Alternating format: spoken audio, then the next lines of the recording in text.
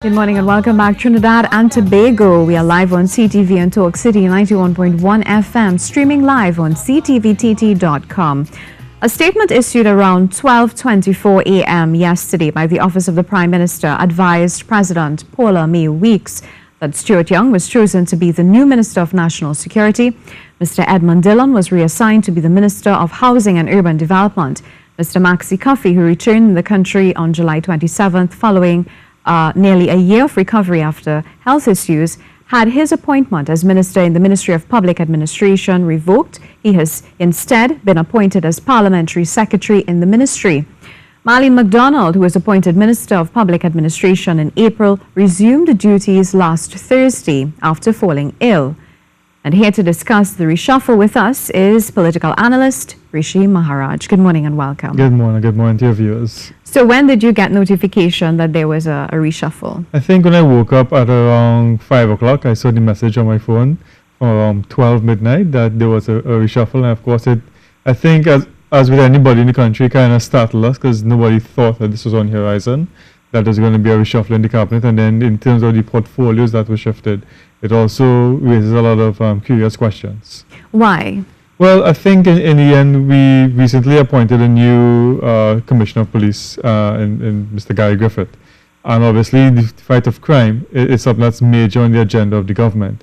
And it was curious that the Prime Minister, who has always had his backing, had the backing of the Minister of National Security, chose at this time, curiously, at 12 midnight, to all of a sudden revoke the appointment of Mr. Dillon and appoint Mr. Young as Minister of National Security in conjunction with his other portfolios as Minister of Communication and Minister in the Office of the Prime Minister. So, I mean, at the end of the day, many people were curious as to whether or not it pointed to some sort of internal conflict with regards to the appointment of Mr. Griffith in the party. Obviously, the Prime Minister under the Constitution has the right to appoint and revoke appointment as he wishes. So, I mean, obviously, the Prime Minister doesn't have any need to justify exactly why he did what he did. The constitutional provisions allow that, but obviously, it does raise a question as to the timing of the event as well as why the shift in now. Now, we know that Mr. Griffith, he has a passion for intelligence and that sort of thing. The National Operations Center, he was very, very passionate about that. We've seen that be dismantled under the People's National Movement government. Do you think that a change in minister would probably help in terms of being able to have a similar approach in fighting crime with the minister and the Commissioner of Police? Well, I think that's exactly the thinking that seems to be behind this, that you have a new Commissioner of Police who is now going to be assuming duties, and you bring with it a new minister who has a legal training, legal background, and from that point of view, you may have a clean slate, and you allow these two entities now to work in conjunction with each other. Of course, Mr. Griffith, known for liking the idea of intelligence, and intelligence plays an important part these days in crime fighting, and allowing the Minister of National Security, Mr. Young, to now develop the policy agenda and the implementation of the policy agenda to be able to fight, not only the fight against crime, but also he's also going to be responsible for the prison service. So you also have dealing with the judicial system. And then he also has under his remit, for example, the Forensic Science Center, which also deals with the whole crime fighting item. So I guess in conjunction with the Commissioner of Police and his duties in terms of being out there as police service in dealing with crime, Minister Young can then focus now on the policy part of it in the background, putting the proper policies, procedures and legislation in place to be able to assist in moving forward in terms of not only catching criminals, but also moving forward now to the prosecution of criminals. Right, so you mentioned Minister Young's legal training and legal background. But is that sufficient to be a Minister of National Security? Well, I mean, again, the Constitution does not state you have to have a certain amount of experience to be a minister of anything. I mean, it's all up to the Prime Minister's prerogative. And the Prime Minister seems to have a lot of confidence in Mr. Young and his ability to do his job correctly. I mean, like I said, he holds now the Ministry of National Security, the Ministry of Communication. He's also a minister in the Office of the Prime Minister. And PRO. Exact PRO of the party. And as well, he was former minister in the Ministry of the Attorney General and Legal Affairs. So obviously, the Prime Minister has great confidence in him to be able to do his job. Of course, he does have a legal background, maybe not in crime fighting, but understanding the wheels of justice, how the justice system operates from a criminal point of view, to be able to lend that support. So I think the Prime Minister now has to probably put forward for the public, either the Prime Minister, the new Minister of National Security, or the Commissioner of Police in tandem, to let the public know exactly what's their position going to be going forward in dealing with crime. Because I mean that's one problem that every citizen in the country can have a clear background on. That's where we fear the most. So I think they at least need to come forward now with the country, let them know this is what we're going to plan going forward to try to deal and stymie this crime epidemic that we're facing right now. Now, you spoke about the confidence that the Prime Minister would have on Minister Young, but let's talk about him being human and his ability to manage the weight of all those responsibilities. What are your thoughts on that? Yeah, and that is going to be the key. I mean, he's going to be managing the Ministry of Communications, he's going to be managing the Ministry of National Security, and he's also going to be managing whatever duties the Prime Minister assigned to him from the Office of the Prime Minister. And having worked in government myself for over 10 years, and having dealt with the fact that I've been in ministries that have been absorbed with a minister holding joint portfolios, at the end of the day, one always falls straight apart from the other, and obviously one ministry always takes prominence over the other. And in this case, obviously the Ministry of National Security is the cream of the crop in terms of prominence in the national eye and prominence in dealing with issues that affect citizens. So obviously, at the end of the day, there needs to be a fine balancing, not only with the minister, but also with the technocrats and the permanent secretaries in each ministry, to allow for the work and function of each particular ministry to going forward. Obviously, Mr. Young now, under his plate, he's going to be dealing with several things. So, for example, on his communications portfolio, he has under it CNMG, he has National Archives, the Library, the Freedom of Information Act falls under that, as well as data protection. And then under the national security, obviously, he has the prisons, the police, the Coast Guard, the Air Guard. He also deals with legislation dealing with justice, DNA, forensic science. So you see that there's a lot of things that he has to put in his place. So I think he needs to work well with his senior administrative staff, his PSs, both in the Ministry of Communications and in the Ministry of National Security, to ensure that the job going forward is seamless and that both get the attention that they deserve to deal with whatever projects or programs they have put in place. We also saw Minister Dillon being assigned to the Ministry of Housing. What are your thoughts on that? And Ministry of Housing, obviously another ministry that has had a part-time minister for a while, because the Prime Minister did hold that portfolio together with his prime ministerial duties. So I think, I mean, while some people may see that as a demotion for Minister Dillon, obviously the Ministry of Housing and Urban Development is a critical ministry in terms of housing and meeting the housing needs. There's a lot of issues of people needing houses. The housing stock is very low, and that has also been stymied for him a number of times. And probably with his military background of discipline and focusing exactly on what needs to be done and getting the job done, hopefully he could bring that with him to this new ministry and allow the ministry now to get settled in terms of what they want to do in terms of not only the housing areas, but also dealing with issues with contractors, outstanding monies that are owed to contractors. And I know the JCC recently issued a statement yesterday saying that they hope that the minister will, as part of his duties, will begin to look at the monies that are owed to contractors that have been verified, so that payments can start to be made. So I think, although, I mean, it's a huge ministry also, I mean, not as huge as the Ministry of National Security, but a ministry also that has importance in meeting the needs that people will have with regards to housing and stuff like that. Now, we also had the shift in portfolio, Minister Cuffy, once being the Minister of Communications, and we had Ms. Marlene MacDonald, and now we have Minister Stuart Young. What sort of impact does a reshuffle have on a company that is under a specific ministry? It has a major impact, because when you have a new minister assuming responsibility for a ministry, obviously the first thing that normally happens would be the minister will come in with the PS and meet the staff, and also organizations, or I mean state enterprises that are under ministries, as well as divisions that are under the particular ministry, now will want to understand what is the minister's mission, his vision for that ministry going forward. Obviously, each minister will have their own particular nuances, exactly how they want to go forward with the job to get the job done.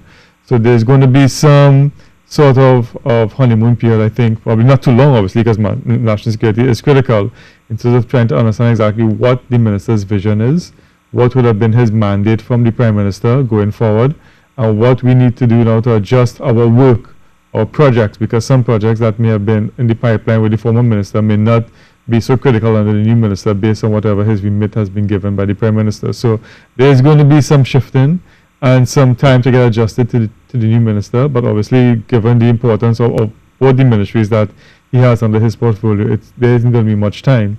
So I think at the end of the day, it's going to be up to the experience of the technocrats and the permanent secretaries to be able to manage that shift as smoothly as possible to ensure that the work of each ministry gets done seamlessly.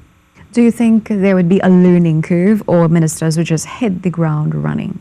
Most ministers hit the ground running, but also there needs to be an understanding or a rapporteur between both the permanent secretaries and the new ministers when they come on board, in terms of understanding the minister's work schedule, how he operates, what he likes, what he doesn't like. Some ministers like to know everything that's going on in the ministry. Other ministers are more like, okay, you're the permanent secretary, you handle the day-to-day run of the organization, and to serious policy matters, that's where I come in, and I would assist in lending my support, getting whatever resources we need to get, sending notes to cabinet and stuff like that. So obviously there is going to be a learning curve from the senior management point of view to be able to understand exactly what are the standards that the new minister coming in will have, to be able now to adjust your work schedule or your work ethic to be able to meet the needs and the wants of the new minister coming on board. What are your thoughts on Mr. Cuffey's appointment as parliamentary secretary in the ministry? Well, I mean, at the end of the day, we know Mr. Cuffey for over a year now has had some serious medical issues. So obviously, I think the Prime Minister, being wary of that, would want to at least, give him some time to get himself back, recuperated. I think having him as a parliament secretary working together with the minister at the ministry also assists the minister in sharing some of the workloads that she may have also. So he may have responsibilities for certain areas, and then she will take other areas. So at least it lends his experience in working in the ministry as being the former minister. So he's familiar with the work and the projects and how the ministry operates.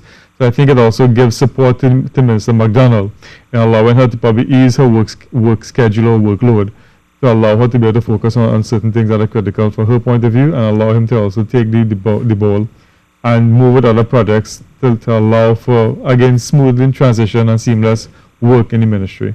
Now, reshuffles and reassignments, apparently these tend to be trending, both governments. We've seen it with the People's Partnership, now we are seeing it with the PNM. What are your thoughts on that in terms of how does it impact the party, the image? Well, yeah, I mean, at the end of the day, most people get the sense when a reshuffle happens that the Prime Minister, any Prime Minister, they're not sure what they're doing. They're probably just making guesses left, right, and center as to exactly who should be a minister here, a minister there. Try them out for a couple of months or a couple of years, see exactly what goes on and moves. At the end of the day, the Prime Minister has the prerogative under the Constitution to be able to appoint who he wants to appoint. And from a party point of view, I guess those internal party channels now have to be managed, because obviously people who are former ministers and who are no longer ministers, they may feel slighted in one way or the other. So obviously certain things have to get done in the background to ensure and smooth over whatever anxieties may exist between ministers. It doesn't lend a good air in the public's eye, because obviously you wake up one morning and you realize ministers change. From an organization point of view, it costs money to set up ministries. So you may set up a ministry, for example, we had the Ministry of Public Administration and Communication, and then that was split into the Ministry of Public Administration and the Ministry of Communication. That obviously also has a value in terms of branding and getting things done within the ministry. So it has a cost, and that cost is borne by the state at the end of the day. So obviously these things also play a factor, and people not exactly sure exactly what you're doing, or if you have a vision or a plan. So I think, at the end of the day, reshuffles have to be managed properly. And again, the timing of this reshuffle announcement at 12 o'clock in the night, again, leads people to curious. That's exactly why would you do such a thing. How should it have been? Well, I mean, at the end of the day, most prime ministers, there is no right or wrong as to how you do your reshuffle. But general convention would be that you take some time, and then during the day an announcement is made or press release is made during the day, or at a post-cabinet conference. So some statement is made as exactly, okay, reshuffle is being made and we are making changes to our cabinet to realign our vision and mission going forward for the next couple of years. And based on that, the thinking behind the Prime Minister's choice was that you would move Minister X to Minister Y and do these things. But I mean, to wake up one morning and then on your phone or on social media, on Twitter, see these things coming up, again, it leaves a bad taste in the mouth as to exactly if the government knows exactly what they're doing. And my final question to you, do you think it was necessary? I think at the end of the day, the Prime Minister knows what he wants to do, to achieve. Come September, it'll be 3 years in office, and he has 2 more years again before election. Local government election is around the corner. So obviously, the Prime Minister is probably using this as a strategic move to be able to deal with the crime situation. New Minister of National Security, a new Commissioner of Police, the Minister of National Security, Minister Young, also has the ambit of the communication portfolio under him to be able to manage the messaging that may be going forward. He also aligned to the office of the Prime Minister, so he has that input in terms of what the Prime Minister wants in going forward in terms of his vision for the country for the next 2 years as they set up for a new general election. So at the end of the day, I think the Prime Minister would have had in his mind exactly what his vision would have been going forward to treat with these critical issues that he has on his agenda, to be able to meet the needs of the population and then set himself up and the party up for a general election to be fought in 2 years' time. Do you think the party is in a better place in terms of the image it currently has now with the different changes that would have taken place? I think that is going to take some work within. I know they have internal elections that are coming up soon.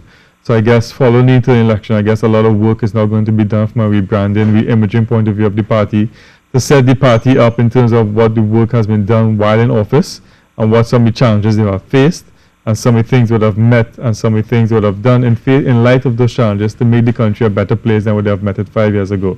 So it's going to take a lot of PR work and a lot of internal party organizing to get the party in line to fight the general election in 2 years' time. Mr. Miraj, thank you so much. Always a pleasure chatting with you. No problem, sure. We've been chatting with political analyst Rishi Miraj, sharing his views on the recent reshuffle.